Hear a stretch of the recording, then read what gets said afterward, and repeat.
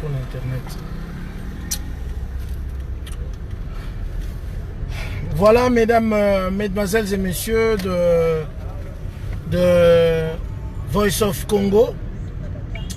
Comme je vous avais dit, le Saint-Marc est à Kinshasa grâce à Deuil Muller, grâce à toute l'équipe, grâce à l'équipe de Voice of Congo, Francos. Aujourd'hui, nous allons vous montrer, comme vous le savez, le chef de l'État s'est envolé pour le Japon, mais nous allons vous montrer l'avenue Bokassa. L'avenue Bokassa, qui est actuellement l'avenue Luambo Makadi, ça fait plus de 10 ans que cette avenue n'avait pas desservi aux Quinois. Aujourd'hui, hier, nous avons vu le chef de l'État, Félix Antoine Tshisekedi, qui a inauguré, pas inauguré, mais rouvert cette avenue. Donc nous allons essayer avec vous de constater, de voir effectivement si cette route peut nous emmener jusqu'au marché. Cette route était la route principale pour tous les bus de transport. De tous les bus de transport qui venaient de Kingasani, qui venaient de Yolo, qui venaient de Ngaba, pour passer là-bas et emmener les gens. Donc depuis hier, je crois que le lundi, tout le monde va emprunter ce chemin et alléger un peu les Quinois. Nous sommes à Saint-Doué, nous allons vous montrer les réalisations de 100 jours du président. Là, nous allons rentrer. Nous sommes à Saint-Doué, mesdames, mesdemoiselles et messieurs. Ça fait plus de 10 ans. Là, nous rentrons. Vous avez vu là où le parking, là où on vend des voitures.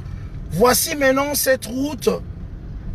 Nous allons nous rendre compte si cette route va nous emmener jusqu'au grand marché. Donc voilà.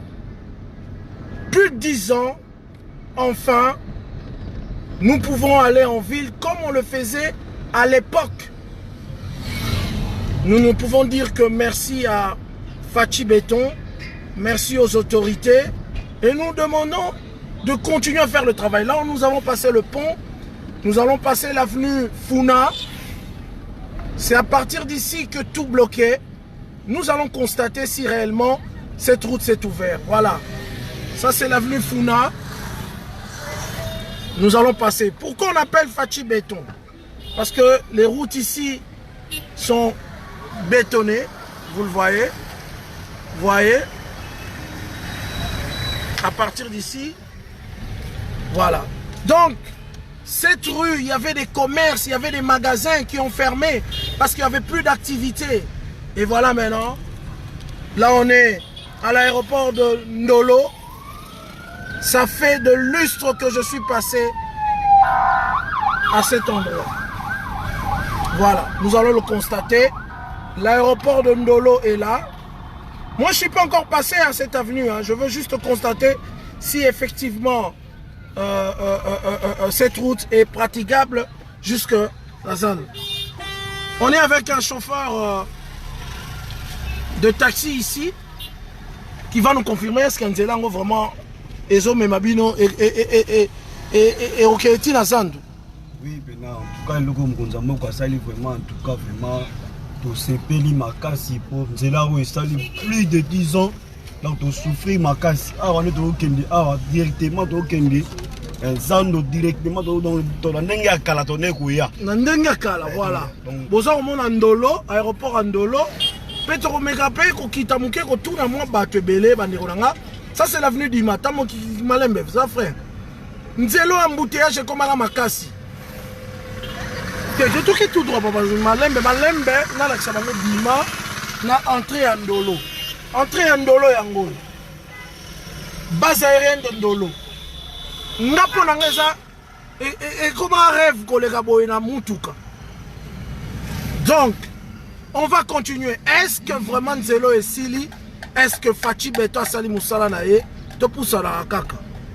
Nous allons continuer soki to komi vraiment na zando na kosenga na bino botia ba j'aime bandeko na ngai nzelo oyo esalaka lisusu te ezalaka très important pour la ville à Kinshasa. Donc lobby lundi tokozonga lisusu tolakisa bino ba bus à transport ba nyonso to ememaka bato eutaka Kingasani nzela ebanda koleka yango oyo bandeko na ngai mais na Fachi Béton rêve ekomi réalité topusanaka kaka awa pompe essence Kabinda bomoni pompe essence Kabinda tozokende est-ce que nzelo esalemi penza topusana lisusu soki tokokoma ville pena na Bokassa avenue Luambo Makiadi tozokende awa Kabinda c'est salemaki. Nous continuons mesdames, mesdemoiselles et messieurs sur ce chemin. J'espère que tu es sous kate hein? Oui. Au Saliango. Salut déjà. Eh papa. Nous remercions Jean-Jacques Boubou Izana, Gabriel Faveur, Oyo Nyonso Azondima Fachite Ezandoki ya Congo, Jean-Pierre Azarolanda Biso, Total Abandeko Nanga, est-ce que tu as Zando na nzelo yo, Esali Bamvula et Belen nzelo yo, Esali Marate, Tokomi na Kabombar. En tout cas, le magasin Nyonso tu es Kangaka, n'est-ce pas? Oui. Bah, commerce Nyonso tu es Zara sous na Tinate. Je crois que et Fungwami Batu, Asko béton na béton. Hein? Allez, awa nde bandeko nanga Fachi béton na béton. Awa béton na béton. Na nzomo na ba j'aime te. Pour eza ba direct oyo bino il faut botala. Na nzomo na ba direct te bandeko ba j'aime te. Bocha ba j'aime bandeko nanga. Nzelo ezaki très important. Est-ce que Kasai est sili nante hein? Non, voilà, bazoko entamé Kasai. Donc nous avons maintenant Bokassa, Kassavubu, Willery, 24. Ce sont là les chemins qui nous faisaient rentrer au centre-ville. Tout ce chemin, Ezali et Sili. Awa, Tokomi na balabala ni. Croix-Rouge. Awa, Croix-Rouge. Na mona Croix-Rouge au Kalabande Gonangai. Hein? Si je me rappelle bien, moi, nanga liboso abotamaka koto. Na mona ngokala. Béton na béton, hein? Tolukana no tato to tuna na mwa bato baza pembeni soki ba moni nini bandeko nanga botala béton toke bochaka ta béton ko bandeko nanga bochata béton o boluka kombo place uta kombo ya ko baso benga eza pona makambo kine kombika na ba béton balobi te kine bongi pasi eza na Kinshasa. Mais malembe, toza okende malembe. Donc voilà un peu le Saint-Marc na eko kumisa tumutute na constaté que béton na béton. Bandeko nanga to bani ko poussa na asko na zone limate que tozo koma malembe zandu. Toza okoma donc lobi eko yinda awa bato tout ba ko teka fort parce que nzele zongi. Et comment désert ah voilà nzele zongi bandeko nanga to rayo yo to koma raya itaga yango to mona rayo kala bandeko nangai to bandi ko kende beto za ko continuer to luka tango batu to tuna bango question to luka ba master na chef to luka ba master wana bambila ba wana ba Jean to luka ba master na to kende voilà.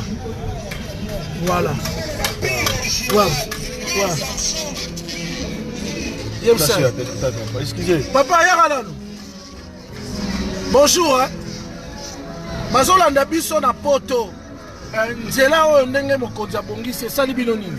Esali biso bien makasi. Hein? Esali biso kitoko makasi. Babi koto ekomaki désert, koto kuna vraiment ba magasin banda koteka izute po nzela ya kite. Eza bongo. Nini bokoko loba na mokonzi ya mboka. Eloko tokoloba vraiment tozongise merci makasi pona oyo asali pona nzelo yebonga vraiment po eumelaki makasi esala. Efungwamaki lobi. Ye moko ayaki awa. Bomonaki ye. Alekaki awa. En tout cas. Donc nzela kaka béton na béton. Yango ba obenga ye Fachi Béton aumela. OK, ça va. Bandeko nanga. Oh, ezate mutu na lukaki hein. Voilà. Donc, on a dit que béton, yango. Voilà. Tozo kota Zando. Bandeko nanga tokoti Zando lelo. Tokoti Zando. Bocha ba j'aime parce que tokomi Zando ande konanga. Moi ndambo eloko sobo sabuta. Moninga za ko sala bo sepela. Voilà. Fachi béton tokomi Zando. Tokomi Zando. Voilà, Zando yango tokoma raté yango. Na yebi ba immeuble yo Chebwe. Ba immeuble Chebwe yango yo. Donc lobby héroïne à papa chauffeur. Oui. Il oba non lobby héroïne nini nini. En tout cas lobby pena na yebité. Ne la ngolo ba na yebité donc ils sont vraiment lolenge ya kala. Na ngai kutumbula na leka bo na yebité. Ngapi mbukula na leka na yebité. Tala ba immeuble Chebwe oyo. Tout monde yango soute. Oui, si. Voilà, bandeko na ngai wana ezali chauffeur amemaka ngai awa tokende totala Zando yango yo tokomi na Zando bandeko na nga oyo elengi te nzelo esali plus de 10 ans totuna papa oyo totuna chef na biso oteka ba montre. Bonjour papa na bia nzela oyo babongiseli bino oyo ya Bokassa bomoni ndeni na nzela oyo. Oui, ça va. C'est là qui sont quoi. C'est bourgmestre na biso asala kaka organisation ya kokombaka nzela omoni kitoko nzela soki babongisi nzela ezaka bazokomba nde kitoko nzela yango wana mais soki bazokomba te kitoko nzela eza c'est vraiment prestation na chef de l'état vraiment kitoko a continuer na yango donc asoka na Bokassa te actuellement partout dans toutes les provinces. Voilà. Attaquer vraiment pour Congo vraiment dans la Liboulou. Il faut se faire du Liboulou là dans tout comme on a niveau bien. Mais ça va kitoko. Ça va donc nzelo yo. Il paraît que ba magasin ezaki ba kota ba cabine de belé ba kangaka ba côté ya ba Croix Rouge mais siko pena ndenge nzelo ezongi je crois que nzelo ezongi sous force nango ezalaki nango kala. Influence nango. Bokassa po biso toza ba coopérer Bokassa. Toyebi Bokassa coin ti coin. Bokassa ebebaka coin ti coin. C'est-à-dire ceux qui ont funa pour comme commerce c'est trop difficile. Mais comme ont funa qui commerce vers. Vraiment kitoko ba magasin ba fungoli do kitoko. To se peli félicitations. La bande de coopération est comme sous makasi koto. Coopération comme makasi mais eloko tozo betela c'est trop kokomba. Kokomba vraiment ndele ko to pas. Voilà gouverneur de la ville. Voilà, yango tozo na trop na na biso Gentil voilà Gentil Ngobila moi je na biso soutien biso donc peut ça force na Bokassa pour ba komba kanzela donc ceux qui bazo komba ngo ata na semaine balami balé kitoko ça va. OK. Merci comment nani comme na ngai Omba Omari donc yo coopéra ba montre voilà toujours c'est Marc Etab voilà merci c'est gentil otika malamu bandeko na eza fantarte eza fantarte tango na bisaka bino ke eza na ba journaliste mususu basuka ka na internet na ba oyo solo lika na congolais à reconnaître botika ngana sala mo vantage voilà alors nous allons vous montrer Zando to fungola ba fenêtre te po tu évites son téléphone et bima toté voilà tokene to komi na Zando bocha ba j'aime ko après 10 ans na lekinzelo bocha la ba j'aime te na sa ko mona te bocha la ba j'aime Zando yangoyo to komi na Zando to sa ko kende est-ce que to ko poussa na tikuna to sa ko kende hein tina commerce béton il paraît. Oui, tout. En tout cas, talana ba immeuble Bonanza. Mon immeuble wana bandeko na vanda ngone bandela vie nanga tango na banjo futela liboso na vie na vanda na immeuble Bonanza. Immeuble za na simo et bandela vie nanga na banda wana chauffeur. Voilà. Tokoti est-ce que bandeko ça fait plus de 10 ans voilà tanzela balabala on a vanda ngo tellement na au moni immeuble wana bozo ko mona Bonanza. Na vanda wana mais awa il faut pas bongisa il faut pas bongisa et comment winza makasi il faut vraiment passer la makasi bon voilà mesdames mesdemoiselles et messieurs spécial Bokassa avenue Luambo Makadi le président, son excellence Félix Antoine Tshisekedi Fachi Béton, papa scolaire, a fait ce qu'il pouvait faire. Après plus de autant d'années, cette route relie maintenant la ville. Donc demain, nous allons revenir pour vous montrer pour la première fois la plus grande affluence, parce que ça c'était l'avenue qui avait la plus grande affluence de Kinshasa. Donc cette avenue va reprendre sa force, particulièrement la force de Willery. Et pourtant il y a une force, il va reprendre sa force. L'avenue Bokassa est vraiment asphaltée de bout en bout. Avenue Commerce, commerce, il y a un peu béton à béton. Bandeko langa bota l'avenue du commerce, béton à béton. Toko tango mabouké, toko ta commerce, allez bon bandota la béton, ville mobimba et banyo zonga béton à béton. C'est pourquoi yango boyo kaka patoro ba fati béton. Ah petit langa ya ben da téléphone danga. Talaka bien ba ben da téléphone. Béton, béton, béton, béton, béton, béton, béton, béton na béton, béton na béton. Voilà. Il faut pas bongisa yango. Et voilà. D'abord, tu as la béton. L'avenue du commerce est là. L'avenue du commerce est là. Béton na béton.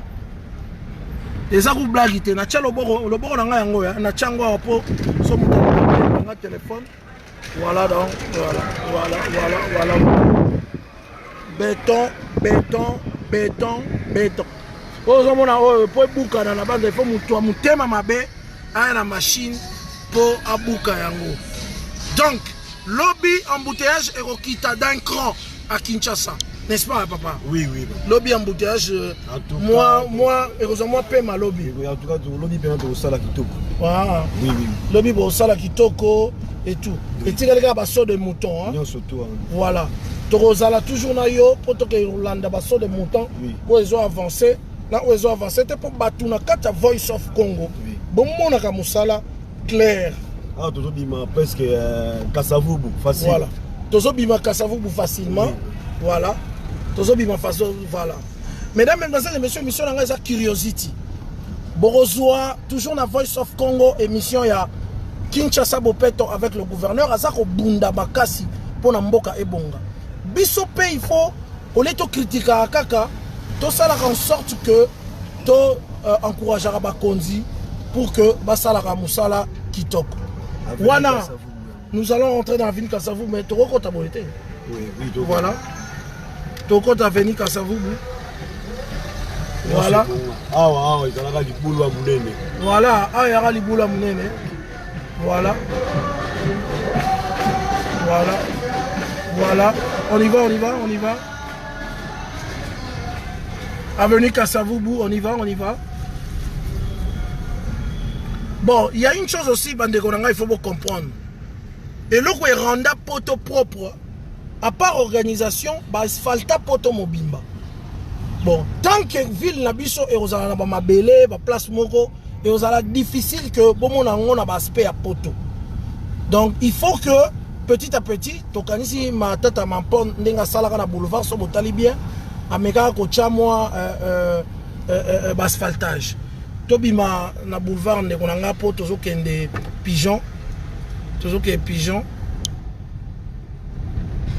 Bima boyo ebikaka. Voilà. Donc, est-ce que vous avez une question à retour à répondre Bino? Vous avez une question à retour à est-ce qu'il y a quelques questions rapidement? C'était ce dimanche spécial avec le Saint-Marc Tabou. On visitait un peu. Chaque façon, on a salé le rotobandoya, tozo la kisayango. Mais bazel wana problème nango ezalaka nini ekweyaka na voilà en fait bazelu c'est tout à fait normal bandeko nanga zelu ezali pona kanga na fenêtre bayo kanga makele la voiture te bazelu eza il faut ba asphalter tala so botali la boulevard ba asphalter na ba coin kuna so ba asphalter boye ekozala kwa poto so totali côté à poste bomoni ke ba asphalter salité za kalsute. Donc, Kisasa mobimba il fait comme aboye ndenge poto ezala. Pourtant que zéro ça même poto so cheka à zéro sanitaire oya baluka na awa. Donc voilà quoi. Donc nous allons bon tous voir seconde. Voilà, yango ezoleka. Voilà. Bon, nous vous disons merci, nous disons merci à Franco. Restez branchés, Massola Homme Vidéo est en train de monter internet. Restez branchés, Massola est en train de monter les coulisses de Kinshasa Bopeto et vous allez le voir incessamment dans Voice of Congo. Marc, il faut y avoir que critique et ça la capé que Moutou a changé s'il le faut. Congo et les Kapenza, Rwanda Nzambi. Voilà. Merci en tout cas. Je vous dis merci. Merci à notre chauffeur. Nous allons faire un autre direct parce que déjà incessamment vous savez que le président s'est envolé pour le Japon et voilà. Bota la bana classe malembe. Bah ça marche de santé. Bana bango ala. Ah bazo ça la moi marche de santé na boulevard na bango yo. Papa keba banzelo zozwa. Ouais bana bazo ça la moi marche de santé tout le monde na bango pena. Voilà. C'est pour vous visiter un peu Kinshasa un dimanche. Bana bazo ça la moi marche de santé na bango. Baza ebele.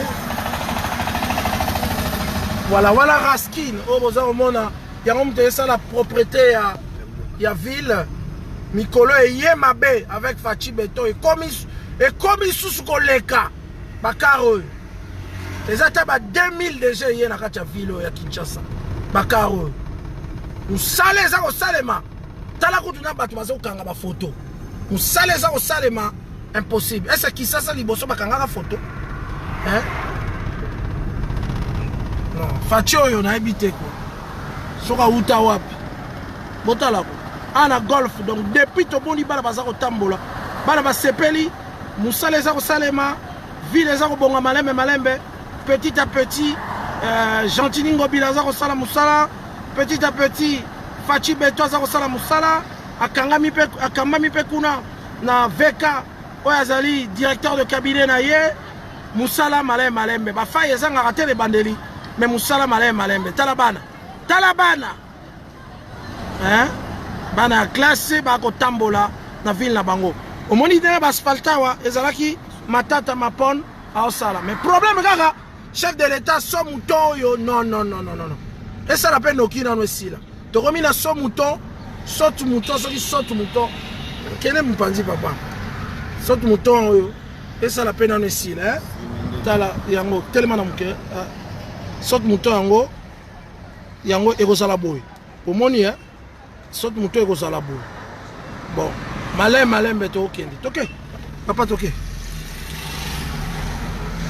malembe to okende oya saki amona Kisasa kala c'est marqué Taboa Kolaksabino en direct à Kinshasa voilà saute mouton yango ebanyo mata to matana to matsa voilà omoni oyo ebandi ko mata yango wana yango saute mouton ebanyo mata malembe voilà tala makisa tala ba béton yango wana facha lingi béton hein président ni na linga ba béton boy hein président la biso kaka béton yé manganyo sur béton oh là là voilà merci OK papa c'est ça oya malembe depuis le dimanche on va travailler bah comment travailler dimanche na butu na ma tota batu bango wala bazo travailler facha lo bien si la no kinga na lingi bana Kisasa le peuple d'Albor voilà bon bandeko je vous dis merci bocha ba j'aime pour nga boyebi bien que nga na suka mutaba idéologie au mokonzi ana besoin nango et ça te tolo baka loba tonini et tout et voilà oza kuna na Kinshasa ozo pesa ba nouvelle ya lokuta mais o ezali awa boza koyeba te bocha ba j'aime pour nga voilà chaque dimanche soki na yanaki na bando sala totalaka comme ça émission ezala en direct so bomoni mukonzi moko asali faille bino bokomela ye ngana bana olakisa bino ba direct wana etu bani bali donc mingi ya koloba eza te nalinga bino mingi tocha ba j'aime to ba au revoir chauffeur na nga pesa bango au revoir nzamba lingi bino. C'était le Saint-Marc Tabou, la tête de série numéro 1. Moutalera Bangonio, surtout na poto, na idéologie. Voilà. Nous avons le béat. Ciao, ciao. Béton.